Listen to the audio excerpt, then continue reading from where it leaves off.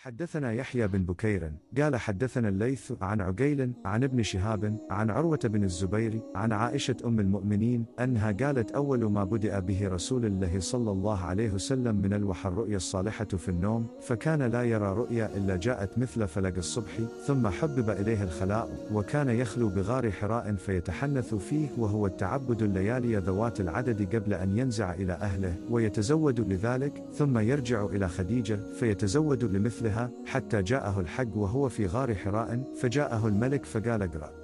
قال ما أنا بقارئ. قال فأخذني فغطني حتى بلغ من الجهد، ثم أرسلني فقال اقرأ. قلت ما أنا بقارئ. فأخذني فغطني الثانية حتى بلغ من الجهد، ثم أرسلني فقال اقرأ. فقلت ما أنا بقارئ. فأخذني فغطني الثالثة، ثم أرسلني فقال اقرأ باسم ربك الذي خلق أسترسك خلق الإنسان من علق أسترسك اقرأ وربك الأكرم. فرجع بها رسول الله صلى الله عليه وسلم يرجف فؤاده، فدخل على خديجة بنت خويلد رضي الله عنها فقال زملوني زملوني. فزملوه حتى ذهب عنه الروع، فقال لخديجة وأخبرها الخبر لقد خشيت على نفسي. فقالت خديجة كلا والله ما يخزيك الله أبدا، إنك لتصل الرحمة وتحمل الكل وتكسب المعدومة وتقري الضيفة وتعين على نوائب الحق. فانطلقت به خديجة حتى أتت به ورقة بن نوفل بن أسد بن عبد العزى بن عم خديجة، وكان امرأ تنصر في الجاهلية، وكان يكتب الكتاب العبرانية، فيكتب من الإنجيل بالعبرانية ما شاء له أن يكتبه. وكان شيخا كبيرا قد عمي، فقالت له خديجة يا ابن عم اسمع من ابن أخيك. فقال له ورقة يا ابن أخي ماذا ترى؟ فأخبره رسول الله صلى الله عليه وسلم خبر ما رأى.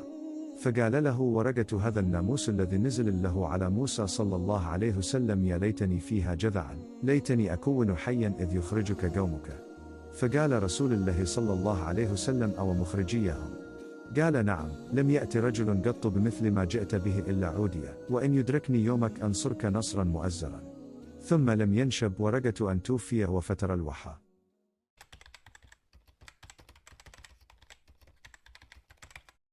उम्मुल-मोमिनीन हज़रत आयशा रज़ी अल्लाह अन्हा से रवायत है कि उन्होंने बतलाया कि हज़रत सल्लल्लाहु अलैहि वसल्लम पर वही का इब्तिदाई दौर अच्छे सच्चे पाकीज़ा ख्वाबों से शुरू हुआ।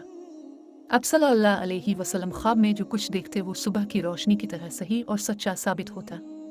फिर मनजानिब कुदरत अब सल्लल्लाहु अलैहि वसल्लम तन्हाई पसंद हो गए और अब सल्लल्लाहु अलैहि वसल्लम ने गार हिरा में खलवत नशीनी इख्तियार फरमाई और कई कई दिन और रात वहाँ मुसलसल इबादत और याद इलाही और ज़िक्र व फ़िक्र में मशगूल रहते। जब तक घर आने को दिल ना चाहता तो शाह हमरा लिए हुए वहाँ रहते। तो शाह ख़त्म होने पर ही अहलिया मोहतरमा हज़रत खदीजा रज़ी अल्लाह अन्हा के पास तशरीफ़ लाते और कुछ तोशा हमरा लेकर फिर वहाँ जाकर खलवत गुज़ी हो जाते। यही तरीका जारी रहा यहाँ तक कि अब सल्लल्लाहु अलैहि वसल्लम पर हक़ मुनकशिफ हो गया और अब सल्लल्लाहु अलैहि वसल्लम गार हिरा ही में क़याम पज़ीर थे कि अचानक हज़रत जिब्राइल अलैहि अस्सलाम अब सल्लल्लाहु अलैहि वसल्लम के पास हाजिर हुए और कहने लगे कि ए मोहम्मद पढ़ो। अब सल्लल्लाहु अलैहि वसल्लम फरमाते हैं कि मैंने कहा कि मैं पढ़ना नहीं जानता। अब सल्लल्लाहु अलैहि वसल्लम फरमाते हैं कि फ़रिश्ते ने मुझे पकड़कर इतने ज़ोर से खींचा कि मेरी ताकत जवाब दे गई। फिर मुझे छोड़कर कहा कि पढ़ो। मैंने फिर वही जवाब दिया कि मैं पढ़ा हुआ नहीं। इस फरिश्ते ने मुझको निहायत ही ज़ोर से खींचा कि मुझको सख्त तकलीफ़ महसूस हुई। फिर उसने कहा कि पढ़। मैंने कहा कि मैं पढ़ा हुआ नहीं। फरिश्ते ने तीसरी बार मुझको पकड़ा और तीसरी मर्तबा फिर मुझको खींचा, फिर मुझे छोड़ दिया और कहने लगा कि पढ़ो अपने रब के नाम की मदद से जिसने पैदा किया और इंसान को खून की फटकी से बनाया। पढ़ो और आपका रब बहुत ही मेहरबानियाँ करने वाला है। बस यही आयतें अब सल्लल्लाहु अलैहि वसल्लम हज़रत जिब्राइल अलैहि अस्सलाम से सुनकर इस हाल में गार हिरा से वापस हुए कि अब सल्लल्लाहु अलैहि वसल्लम का दिल इस अनोखे वाक़या से कांप रहा था। अब सल्लल्लाहु अलैहि वसल्लम हज़रत खदीजा के यहाँ तशरीफ़ लाए और फरमाया कि मुझे कंबल ओढ़ा दो, मुझे कंबल ओढ़ा दो। लोगों ने अब सल्लल्लाहु अलैहि वसल्लम को कंबल ओढ़ा दिया। जब अब सल्लल्लाहु अलैहि वसल्लम का डर जाता रहा तो अब सल्लल्लाहु अलैहि वसल्लम ने अपनी ज़ौजा मोहतरमा हज़रत खदीजा रज़ी अल्लाह अन्हा को तफसील के साथ ये वाक़या सुनाया और फरमाने लगे कि मुझको अब अपनी जान का खौफ हो गया है। अब सल्लल्लाहु अलैहि वसल्लम की अहलिया मोहतरमा हज़रत खदीजा रज़ी अल्लाह अन्हा ने अब सल्लल्लाहु अलैहि वसल्लम की ढारस बंधाई और कहा कि आपका ख्याल सही नहीं। खुदा की किस्म आपको अल्लाह कभी रुस्वा नहीं करेगा। अब तो अखलाक फाजला के मालिक हैं, अब तो कुंबा परवर हैं, बेकसों का बोझ अपने सर पर रख लेते हैं, मुफलिसों के लिए अब कमाते हैं, मेहमान नवाजी में अब बेमिसाल हैं और मुश्किल वक्त में अब अमर हक का साथ देते हैं। ऐसे औसाफ हसना वाला इंसान यूं बेवक्त जिल्लत और ख्वारी की मौत नहीं पा सकता। फिर मजीद तसल्ली के लिए हज़रत खदीजा रज़ी अल्लाह अन्हा अब सल्लल्लाहु अलैहि वसल्लम को वर्का बन नौफल के पास ले गई, जो उनके चचाजाद भाई थे और ज़माना जाहिलियत में नसरानी मजहब इख्तियार कर चुके थे और इब्रानी ज़बान के कातिब थे। चुनांचे इंजील को भी हसब मंशाए खुदावंदी इब्रानी ज़बान में लिखा करते थे। इंजील सरयानी ज़बान में नाजिल हुई थी, फिर इसका तर्जमा इब्रानी ज़बान में हुआ। वर्का इसी को लिखते थे। वो बहुत बूढ़े हो गए थे, यहाँ तक कि उनकी बिनाई भी रुखसत हो चुकी थी।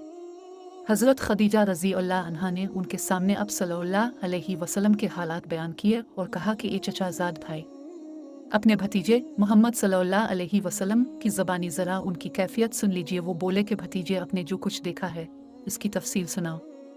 चुनांचे अब सल्लल्लाहु अलैहि वसल्लम ने अज़ अव्वल ता आखिर पूरा वाक़या सुनाया, जिसे सुनकर वर्का बे-इख्तियार होकर बोल उठे कि यह तो वही नामूस मुअज़्ज़ज़ राज़दान फरिश्ता है जिसे अल्लाह ने हज़रत मूसा अलैहि अस्सलाम पर वही देकर भेजा था। काश मैं आपके इस अहद नबूवत के शुरू होने पर जवान उम्र होता। काश मैं इस वक्त तक जिंदा रहता जबकि आपकी कौम आपको इस शहर से निकाल देगी।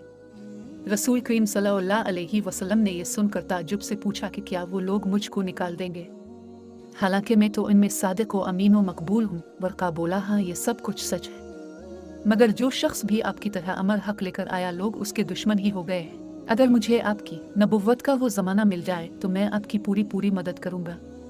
मगर वर्का कुछ दिनों के बाद इंतकाल कर गए। फिर कुछ अरसा तक वही की आमद मौकूफ़ रही।